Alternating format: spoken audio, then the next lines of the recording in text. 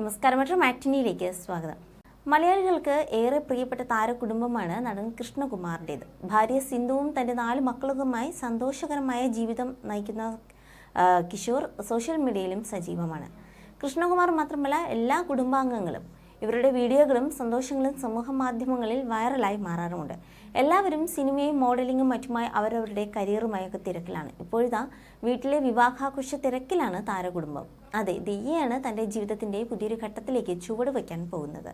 വിവാഹത്തിന് ഇനി അധികം നാളുകൾ ഇല്ല എങ്കിലും ഒരുമിച്ചുള്ള വീഡിയോകൾ ഇടയ്ക്കിടെ ദിയ പോസ്റ്റ് ചെയ്യാറുമുണ്ട്. ഇപ്പോൾ കൂടുതലും അശ്വിനും കുടുംബത്തിനും ഒപ്പമാണ് ദിയയുടെ വീഡിയോകൾ വരുന്നത്. ഇപ്പോഴിതാ ദിയയുടെ സഹോദരിമാരോടുള്ള തൻ്റെ ബന്ധത്തെക്കുറിച്ച് പറയുകയാണ് ഇപ്പോൾ അശ്വിൻ. തൻ്റെ യൂട്യൂബ് ചാനലിൽ പങ്കിട്ട Q&A സെക്ഷനിലാണ് അശ്വിനും ദിയയും ഇക്കാര്യത്തിൽ മനസ്സ് തുറന്നത്. അശ്വിൻ വളരെ സൈലൻ്റായ ഒരു വ്യക്തിയാണ്. എൻ്റെ സഹോദരിമാരിൽ അമ്മു പെട്ടെന്ന് എല്ലാവരുമായി ഇടപെടാറുമുണ്ട്. അതേസമയം മറ്റു 2 പേരും ആംബിവേർട്ടാണ്. കംഫർട്ടബിൾ ആണെങ്കിലേ സംസാരിക്കാനാകൂ. അതുപോലെ തന്നെയാണ് അശ്വിനും. പരിചയപ്പെട്ട് സെറ്റായാൽ മാത്രമേ സംസാരിക്കൂ.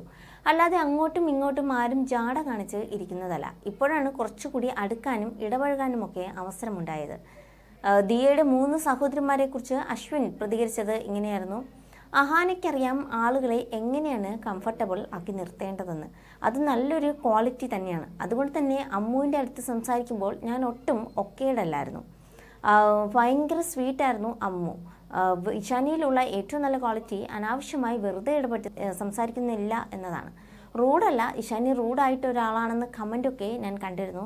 അത് ഇഷാനിയെക്കുറിച്ച് അറിയാത്തത് കൊണ്ടാണ്. ഇഷാനി മറ്റുള്ളവരുടെ സ്പേസിനെ ബഹുമാനിക്കുന്ന ഒരു വ്യക്തിയാണ്. എന്താണ് ആവശ്യം അത് മാത്രമേ സംസാരിക്കുകയുള്ളൂ. ഒരു പ്രാവശ്യം പോലും എന്നോട് മോശമായി സംസാരിച്ചിട്ടില്ല. ഇഷാനി സംസാരിക്കുമ്പോൾ ജാടയാണെന്നും അശ്വിൻ സംസാരിക്കാതിരിക്കുമ്പോൾ നാണം കുടുങ്ങിയാണെന്നുമൊക്കെ ചിലർ ഇടയ്ക്ക് പറയാറുണ്ടെന്ന് ദിയ പറഞ്ഞപ്പോൾ അതൊക്കെ വളരെ മോശമാണെന്നും ഇഷാനിയെക്കുറിച്ച് ശരിക്കും അറിയാത്തതിനാലാണ് ഇത്തരത്തിൽ പറയുന്നതെന്നും അശ്വിൻ പറഞ്ഞിരുന്നു. ഇഷാനിയോട് സംസാരിക്കുമ്പോൾ ഒരു 9 വയസ്സൊക്കെ എനിക്ക് കുറഞ്ഞതുപോലെ തോന്നും.